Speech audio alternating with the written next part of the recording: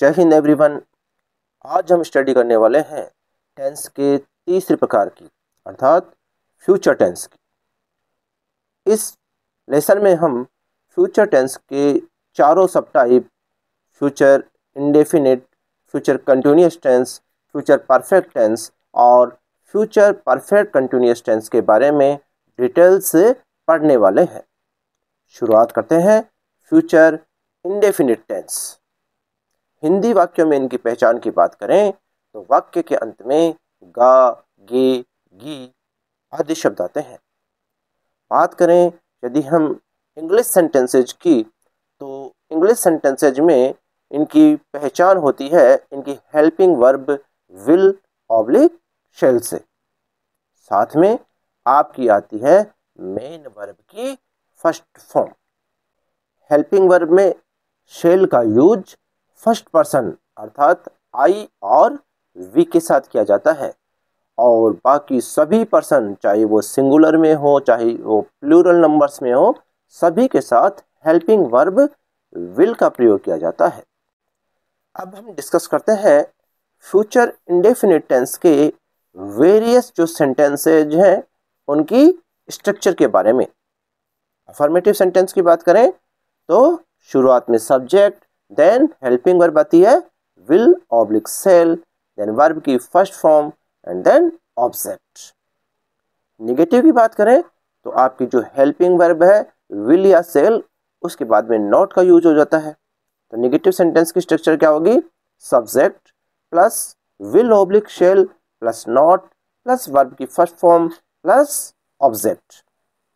Interrogative की बात करें तो आपकी helping verb will oblique shall है वो सेंटेंस के शुरुआत में आ जाएगी, देन सब्जेक्ट, देन वर्ब की first form and then object.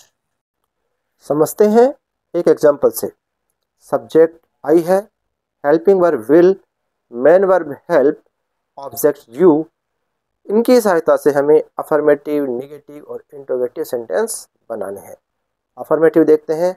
First of all subject I, then helping verb will, then main verb help, then you. Affirmative sentence बन गया I will help you.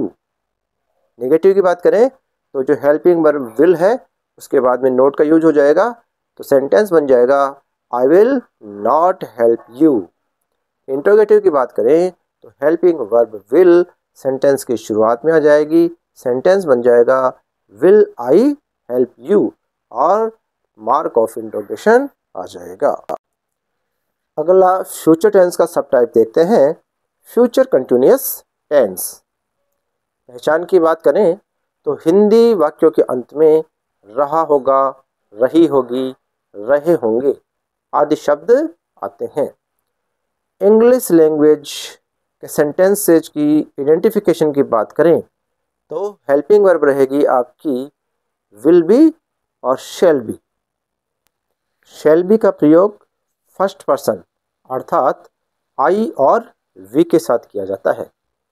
Will be का प्रयोग second person और third person चाहे वो किसी भी number का हो, सिंगुलर हो या प्लूरल हो, उनके साथ किया जाता है। देखते हैं फ्यूचर कंटिन्यूअस टेंस की स्ट्रक्चर। अफर्मेटिव सेंटेंस की बात करें तो subject plus helping verb will be shall be plus verb की ING form V4 plus object. Negative की बात करें तो जो आपकी हेल्पिंग वर्ब है विल बी और शैल बी उसमें नॉट का प्रयोग हो जाता है।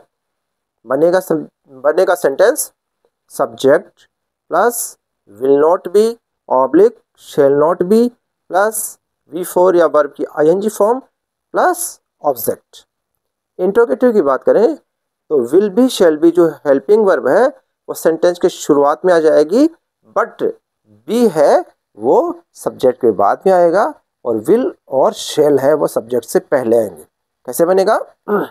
Will oblique shall plus subject plus be plus V4 plus object. समझते हैं एक एग्जांपल से। Subject they, helping verb will be, main verb watch and object a movie. तो अफर्मेटिव सेंटेंस बन जाएगा subject they, then helping verb will be, then verb की ING form या V4 watch की क्या बन जाएगी, watching, then object a movie. Affirmative sentence बन गया they will be watching a movie. Negative की बात करें तो विल बी इन दोनों के बीच में नॉट का यूज हो जाएगा, सेंटेंस बन जाएगा they will not B watching a movie. Negative की बात करें तो क्या बन गया, they will not B watching a movie. देखते हैं इंट्रोगेटिव, तो हेल्पिंग वर्ब है विल बी या शेल बी शुरुआत में आ जाएगी। यहाँ पे विल बी है तो क्या बनेगा, will they be watching a movie and mark of interrogation. Future tense का अगला सब टाइप या भाग है फ्यूचर परफेक्ट टेंस। पहचान की बात करें तो हिंदी वाक्यों के अंत में चुका होगा, चुकी होगी और चुके होंगे आदि शब्द आते हैं। अंग्रेजी भाषा की पहचान की बात करें तो इसका जो आइडेंटिफिकेशन होता है उसकी helping verb will oblique shall have से, साथ में आपकी आती है वर्ब की third form. Helping verb shall have का प्रयोग फर्स्ट पर्सन अर्थात आई और वी के साथ किया जाता है तथा हेल्पिंग वर्ब विल हैव का प्रयोग सेकंड पर्सन और थर्ड पर्सन के साथ किया जाता है। देखते हैं फ्यूचर परफेक्ट टेंस के वेरियस सेंटेंसेज की स्ट्रक्चर। अफर्मेटिव की बात करें तो सब्जेक्ट प्लस हेल्पिंग वर्ब आपकी will oblique shall have plus V3 plus object. Negative की बात करें तो आपकी helping verb will oblique shall have के बीच में नोट लग जाएगा, then have plus V3 plus object. Negative की जो स्ट्रक्चर बनेगा क्या बनेगा, subject plus will not have plus V3 plus object या फिर subject plus shall not have plus V3 plus object. Negative के बाद में देखते हैं इंट्रोगेटिव, तो इंट्रोगेटिव में आपकी हेल्पिंग वर्ब है उसमें से विल या शेल है वो सेंटेंस के शुरुआत में आ जाएगा, then subject, then have, then V3 plus object. तो इंट्रोगेटिव क्या बना, will oblique shall plus subject plus have plus V3 plus object. समझते हैं एग्जांपल से। इसमें सब्जेक्ट दे रखा है आई, हेल्पिंग वर्ब है विल हैव, मेन वर्ब है फिनिश एंड आपका जो ऑब्जेक्ट है वो है माई वर्क और अदर वर्ड्स टाइम वगैरह दे रखा है बाई 5 PM।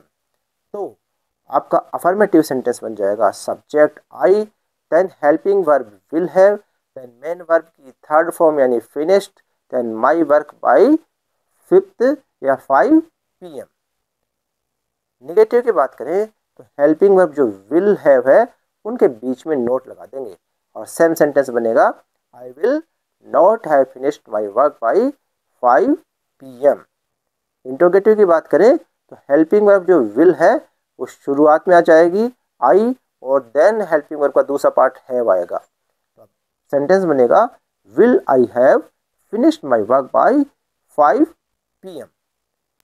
अब देखते हैं फ्यूचर टेंस का फोर्थ सब टाइप अर्थात future perfect continuous tense. Hindi वाक्यों में पहचान की बात करें तो ये पहचान होती है से रहा होगा, से रही होगी, से रहे होंगे आदि। इंग्लिश सेंटेंसेज की आइडेंटिफिकेशन की बात करें तो आपकी ये आइडेंटिफिकेशन होती है हेल्पिंग वर्ब से और हेल्पिंग वर्ब होती है will oblique shall have been. और हमने पढ़ा था कि कोई भी कंटिन्यूअस टेंस हो चाहे परफेक्ट कंटिन्यूअस टेंस हो और मेन वर्ब की आती है हमेशा आईएनजी फॉर्म। साथ ही दिए गए टाइम से पहले सिंस या फॉर का यूज किया जाता है, तो निश्चित टाइम के लिए सिंस का यूज किया जाता है और अनिश्चित टाइम के लिए आपका फॉर का यूज किया जाता है। देखते हैं इस सब टाइप के सेंटेंसेज की स्ट्रक्चर। अफर्मेटिव सेंटेंस की बात करें तो सब्जेक्ट प्लस हेल्पिंग वर्ब होगी आपकी will oblique shall have been, then V4 यानी कि वर्ब की आईएनजी फॉर्म, देन सिंस या फॉर का यूज करेंगे और उसके बाद में टाइम लिखेंगे।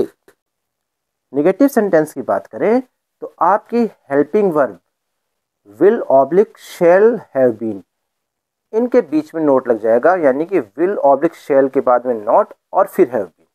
तो आपका निगेटिव सेंटेंस का स्ट्रक्चर बन गया subject plus will oblique shall then not then have been, फिर before then since oblique for plus time.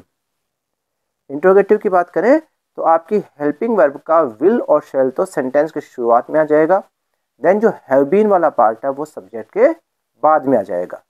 तो आपका स्ट्रक्चर बन जाएगा will oblique shall plus subject plus have been plus before plus since oblique for plus time, और last में आ जाएगा mark of interrogation.